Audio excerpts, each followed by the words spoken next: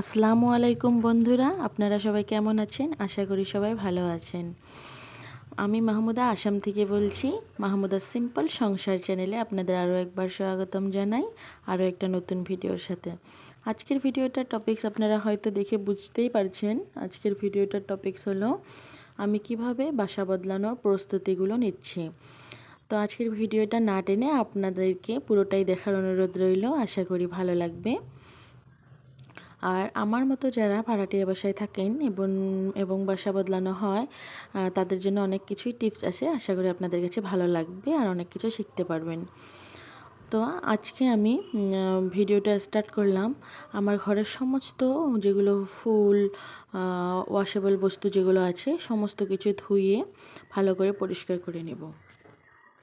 তো সবার প্রথমে আমি আমার ফুলগুলো সব কিছু তুলে নিচ্ছি। এগুলো আমি সার্ফ আর জল দিয়ে ভালো করে পরিষ্কার করে ধুয়ে রোদে শুকোতে দেব। মাশাআল্লাহ, আজকে রোদটাও অনেক বেশি, প্রচণ্ড রোদ আছে, ভালো করে শুকিয়ে যাবে।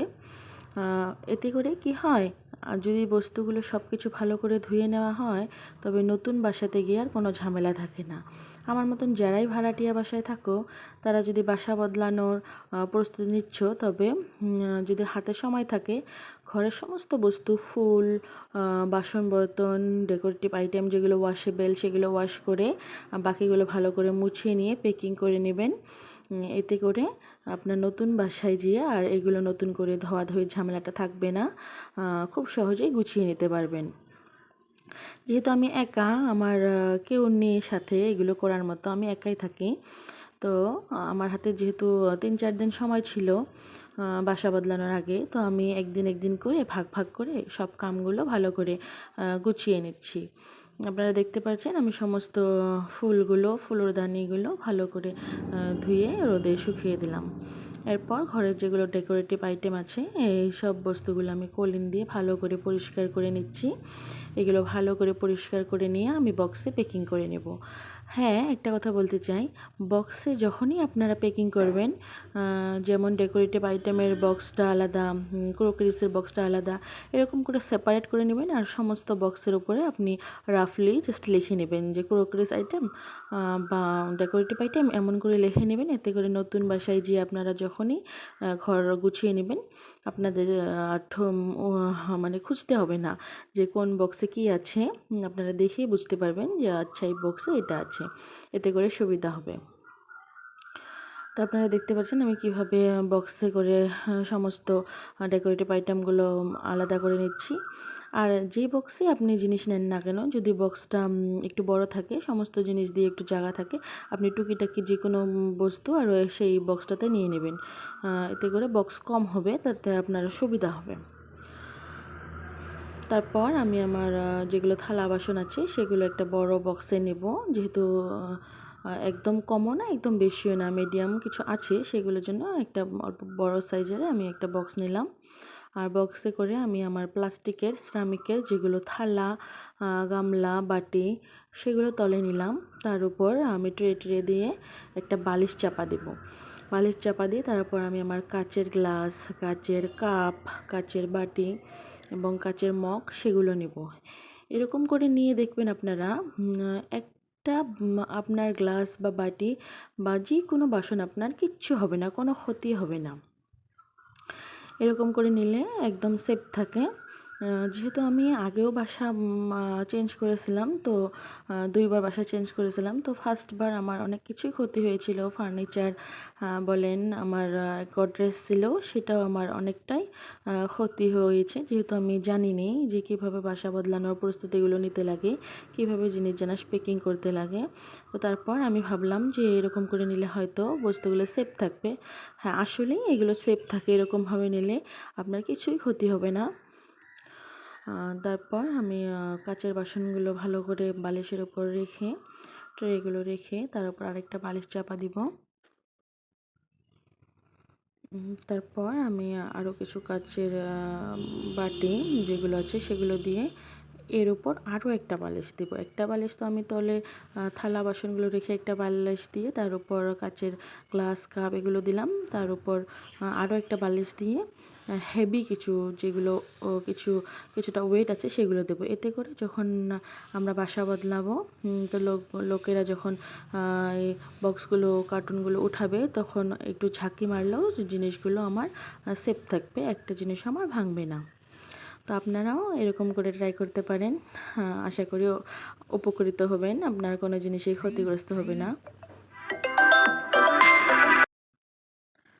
জানি না এই অবধি আমার ভিডিও কে কে দেখতেছেন, এখনও কেউ দেখে আছেন কি না। তবে যারাই আমার ভিডিও এখন অবধি দেখে আছেন তাদেরকে অসংখ্য ধন্যবাদ, এবং ভিডিওটা না টেনে পুরোটাই দেখার অনুরোধ রইল। আর ভিডিওর যে কোনো অংশ যদি আপনাদের কাছে ভালো লেগে যায় তবে একটা লাইক করে, কমেন্ট করে, চ্যানেলটা সাবস্ক্রাইব করে পাশে থাকা বেল আইকনটা প্রেস করে দেবেন। আর যদি যে কোনো ভুল ত্রুটি হয়ে থাকে, আমার কোনো বস্তু বা কোনো কিছু যদি আমি ভালোভাবে করতে পারি নাই, আপনারা সেটা কমেন্টের মাধ্যমে আমাকে জানাবেন আর শিখিয়েও দেবেন, এতে করে আমি খুশি হব। তো তারপর আমি আমার সাইড টেবিলটা সেটা ভালো করে কলিন দিয়ে পরিষ্কার করে নিচ্ছি। পরিষ্কার করে নিয়ে বক্সে করে নিয়ে এটা আমি প্যাক করে নেব। আর আমি যে বললাম যে বক্সের উপরে আমি লিখে নেব, সেটা আমি লিখে নেব। আর এর মাঝে আমি ফ্লিপকার্ট থেকে কিছু অর্ডার করেছিলাম নতুন বাসার জন্য, সেগুলো এসে গেছে। হাজারো ভাড়াটিয়া বাসা হোক, তবুও আমরা মেয়েরা যে কোনো বাসায় যাই, সেটা ভাঙাই হোক বা বিল্ডিংয়ে হোক, হয় না, আমরা সেটা ভালো করে গুছিয়ে নেওয়ারই চেষ্টা করি। তো সেই উদ্দেশ্যে, তবে এটা আমার দরকারই ছিল, এটা কি হোল্ডার, মোবাইল রাখার জন্য, চাবি রাখার জন্য। আর একটা শখের বশত, যেহেতু আমরা চা খাই না, চা খুবই কম খাই, তথাপিও এটা চাই বিনা চেন কাহারে এটা টি কর্নার একটা ছোট করে বানাবো বলে ভাবছি। নতুন বাসায় যদি বানাই সেটাও আপনাদের সাথে শেয়ার করব, যদি আপনারা দেখতে চান। তারপর দেখুন আমার সমস্ত ফুলগুলো শুকিয়ে গেছে, এটা আমি ভালো করে প্যাকিং করে নিলাম। আর আগের দিন আমি যে বলছিলাম যে কেকটার আমি ফাইনাল লুক আপনাদেরকে দেখিয়ে দেব, দেখেন আমার এটা কেকের ফাইনাল লুক। যদি আপনাদেরকে ভালো লাগে বলবেন। তারপর আমি আবারও সার্ফ জল দিয়ে ঘরের সমস্ত কন্টেনার, ফিল্টার, ঝুড়ি যেগুলো ছিল, র্যাক, সমস্ত ভালো করে পরিষ্কার করে নিয়ে এগুলো রোদে শুকিয়ে তারপর একটা বক্সে প্যাক করে নিলাম। আর কিচেনের যেগুলো র্যাক ছিল সেগুলো আমি ভালো করে পরিষ্কার করে নিচ্ছি। তারপর আমার খালি কন্টেনার যেগুলো ছিল সেগুলো আমি ভালো করে ধুয়ে পরিষ্কার করে যেহেতু নিয়েছি, তো নতুন বাসায় যেয়ে আমার শুধু রিফিল করলে হবে গ্রোসারি। তারপর আমি এগুলো ভালো করে নিয়ে প্যাক করে নেব। আর যেগুলো ফুল কন্টেনার আছে, ধরেন বাদাম, মশলা, মরিচ, ওটস যেগুলো ছিল সেগুলো ভালো করে বের করে সেগুলো রোদে দিয়ে মানে বয়মগুলো ভালো করে পরিষ্কার করে নিচ্ছি। পরিষ্কার করে নিয়ে আবারও সেগুলো প্যাকিং করে নিলাম রিফিল করে।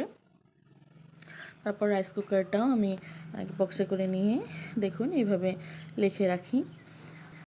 যেহেতু প্রচণ্ড কাজ করলাম, আজকে আর রান্না করার মুড ছিল না, তো রেস্টুরেন্টে চলে আসলাম কিছু টুকিটাকি খাবার।